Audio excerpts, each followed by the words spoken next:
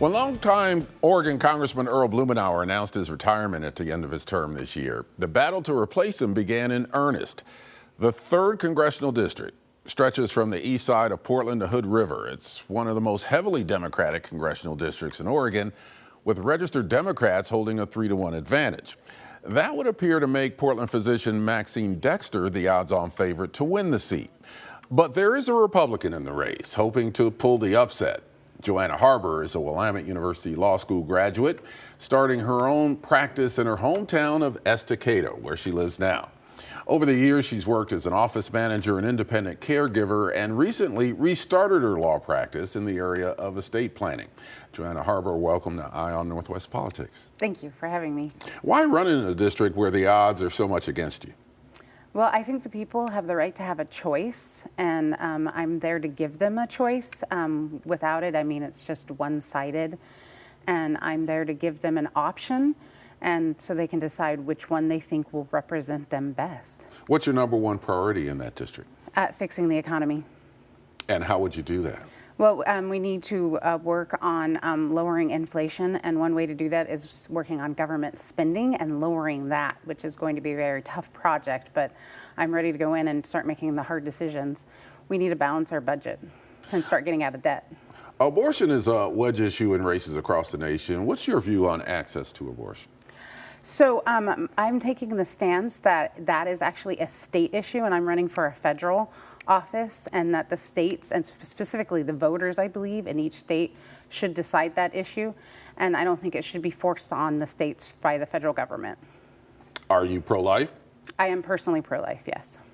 Here's what your Democratic opponent, Maxine Dexter, said earlier this year about the national political climate in the U.S. Take a listen to this. I know that right-wing extremism is threatening our civil rights as well as our security and our democracy.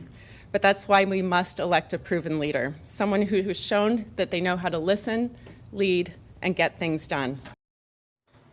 What's your take on that statement?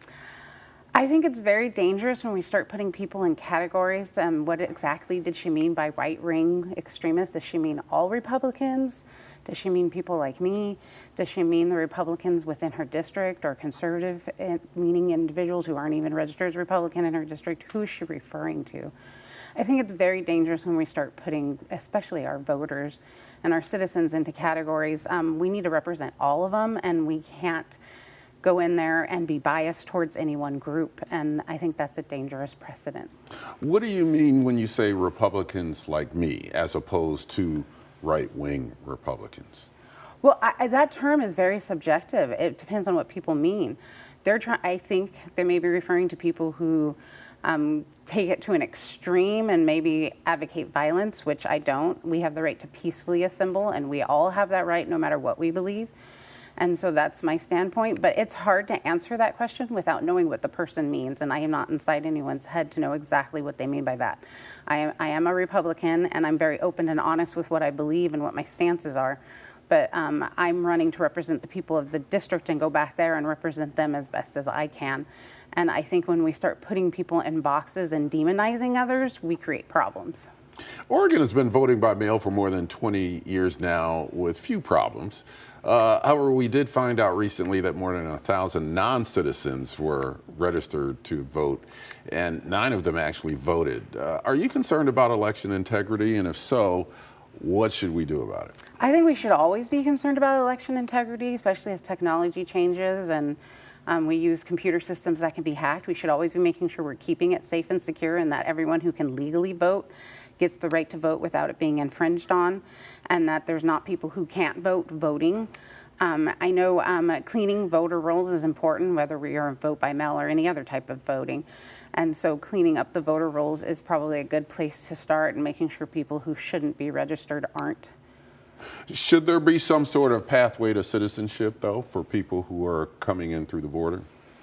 That is, we did that in the 80s. We gave amnesty, and that became a draw. I am actually not supporting a pathway to citizenship. A green card, yes, but citizenship. And it would have to come with, they can't break any other laws. I mean, we don't want people who convicted of murder having a pathway to anything, except for maybe their jail sentence. we need to make sure that we treat everybody humanely, but we shouldn't be encouraging people to break the law. Would you want to make the tax cuts of 2017 permanent?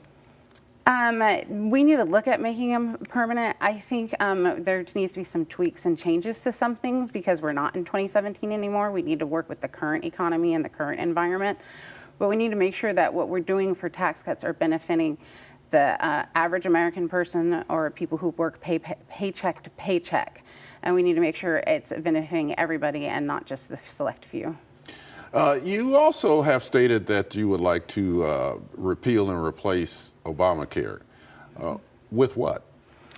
That's a good question. Each state is different, and so I don't want really a nationalized system. I want each state to have control of what will work for its citizens. What works in New York doesn't work in Texas, and what works in there doesn't work in Oregon. We need to be making sure we're making it easy for everybody. I know with Obamacare personally, I was kicked off of a great plan when Obamacare went into effect, and I know other people have been negatively affected by it.